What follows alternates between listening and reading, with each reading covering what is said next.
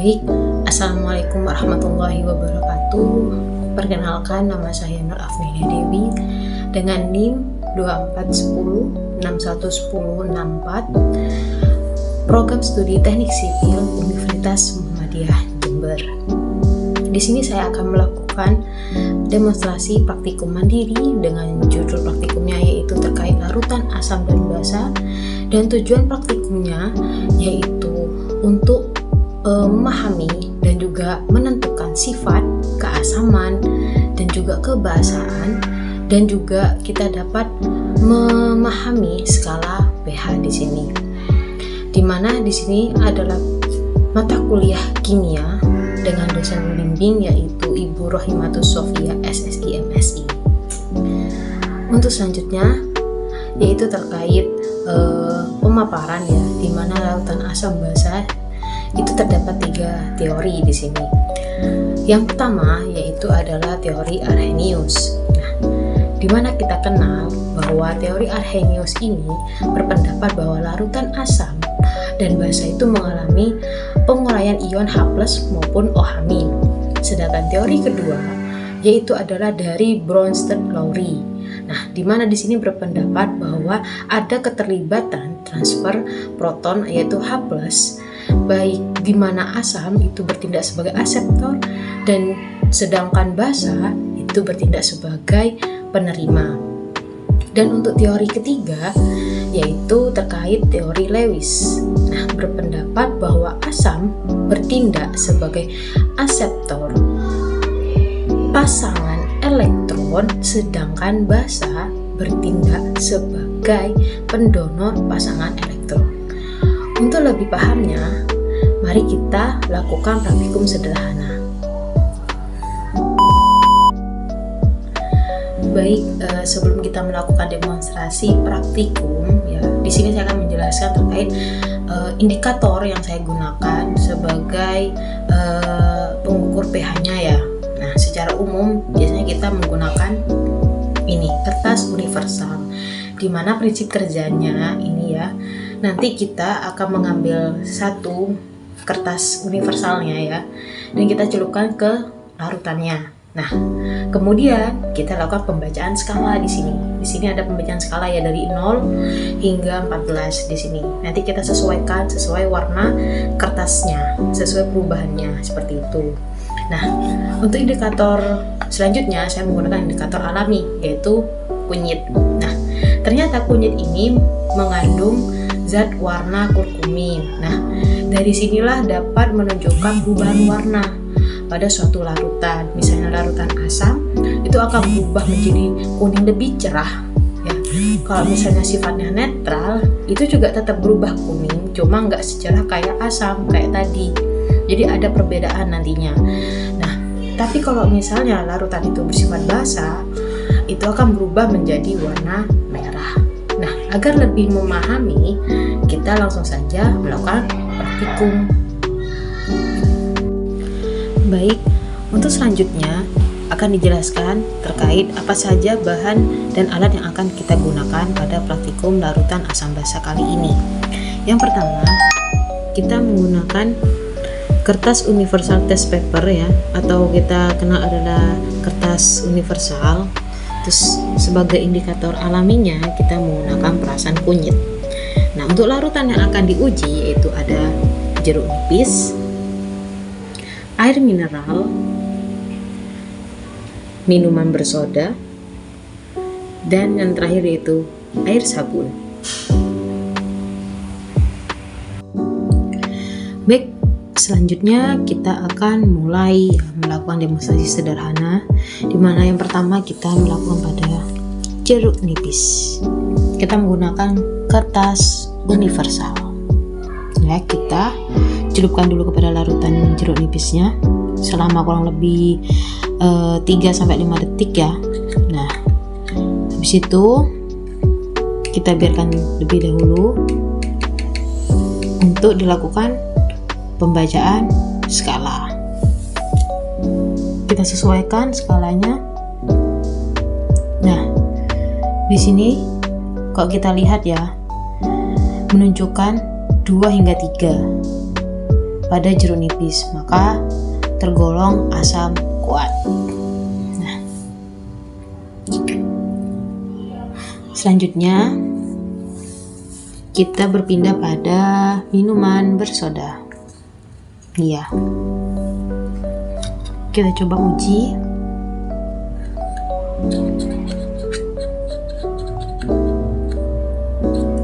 Oke, selanjutnya kita lakukan pembacaan skala pH. Nah, kalau kita lihat ya, dia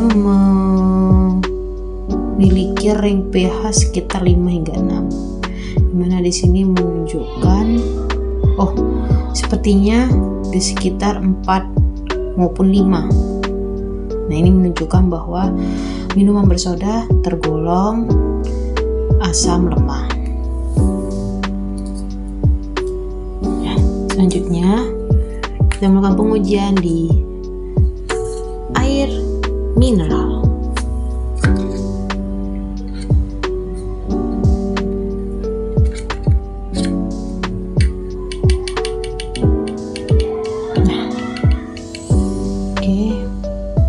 Kita lakukan pembacaan. Nah, di sini menunjukkan ya bahwa tergolong pH 7 netral. Dan selanjutnya kita berpindah ke larutan yang terakhir, yaitu air sabun.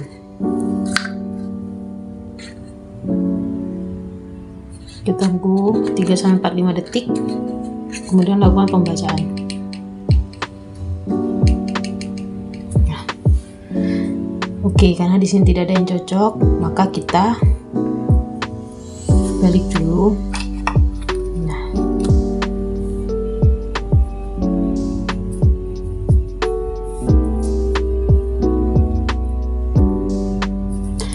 kalau kita lihat ya, cocoknya ini di sekitar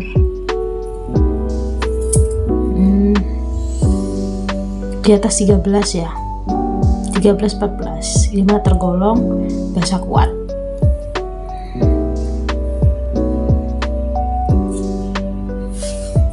Nah, selanjutnya kita akan demonstrasi menggunakan indikator alami, yaitu perasan kunyit ya, di sini. Nah, untuk lautan yang pertama yang kita lakukan pengujian yaitu jeruk nipis. Mari kita lihat apakah ada perubahan reaksi jika kita tambahkan perasan kunyit sebagai indikator alami.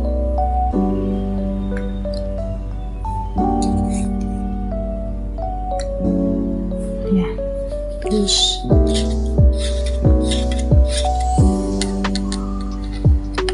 oke.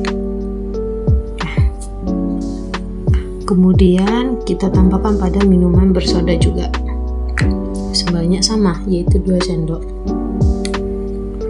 Kita tambahkan perasan kunyitnya.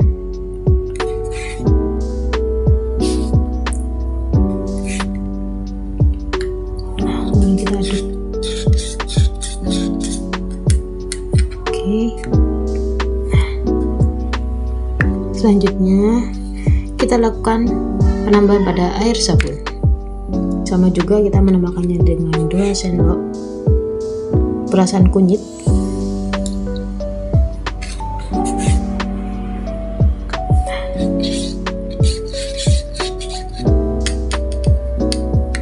Oke, sudah ya. Nah, selanjutnya pada terakhir air mineral. Kita tambahkan juga sama 2 sendok. Oke.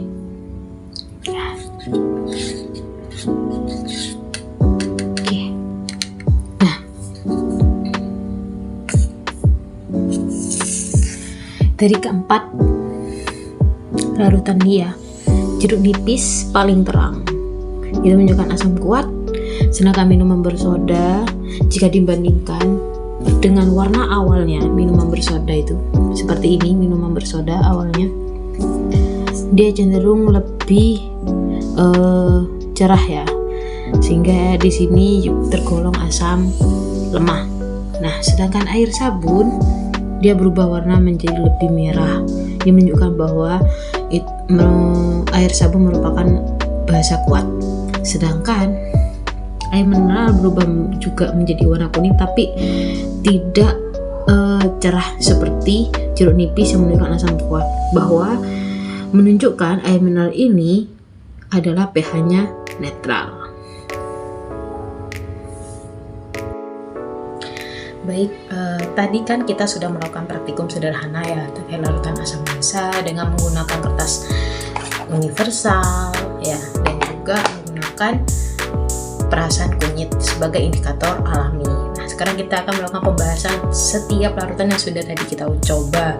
Nah, yang pertama kan kita menggunakan jeruk nipis ya, jeruk nipis. Nah, ternyata dari kita hasil menggunakan praktikum tadi, menggunakan dua tadi indikator atau diuji secara alami dan juga kertas universal, jeruk nipis itu menunjukkan asam kuat ya. Kalau kita tadi lihat dari warna kertas universalnya dan juga dari perubahan warnanya. Kemudian selanjutnya minuman soda. Minuman soda ini ternyata juga termasuk asam, tapi tergolong lemah, asam lemah. Kalau tadi kita lihat kan menggunakan indikator alami, dia juga berubah warna, tapi tidak terlalu cerah sekali kayak jeruk nipis tadi, seperti itu ya. Nah, juga tadi kan kita lihat bahwa minuman sodanya juga memang berwarna, jadi mungkin agak sulit, tapi kita tekankan dengan menggunakan kertas universal seperti itu. Nah, ternyata menunjukkan bahwa tergolong asam lemah. Nah, dan selanjutnya kita juga menguji air mineral ya, air mineral. Nah, ternyata didapatkan pH netral ya kan, 7. Tadi menggunakan kertas universal ya, lebih spesifiknya kayak gitu, lebih terjangkau lah untuk melihat skalanya ya, menggunakan ini karena ada ukurannya. Sedangkan indikator alami itu tadi memang sisi lemahnya susah dalam membedakan warna ya, karena itu relatif perbedaan warnanya. Dan untuk selanjutnya ada air sabun, dimana ini ternyata tergolong basa kuat.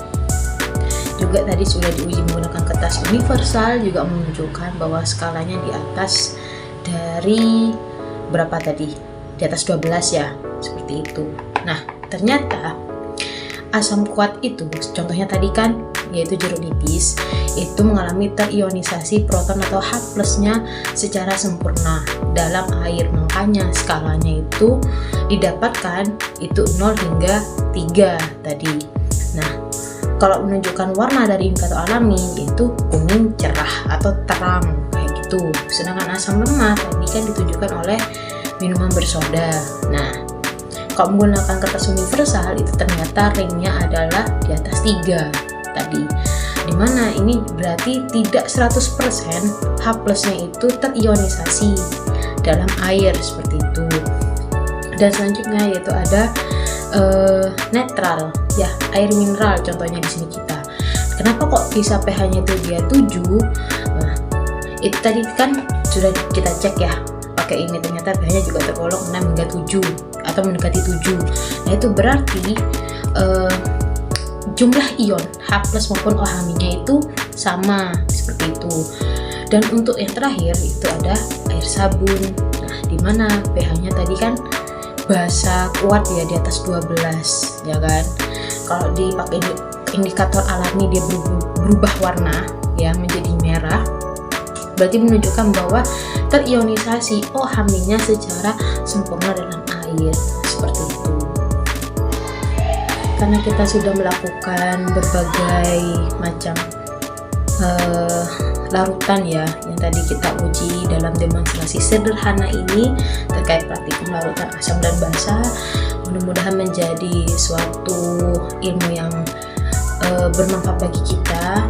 Dan juga mohon maaf jika saya selama memaparkan ataupun mendemonstrasikan praktikum kurang lebih baik, dan Mohon maaf jika ada kata maupun perbuatan yang saya lakukan tidak berkenan di hati kalian semua.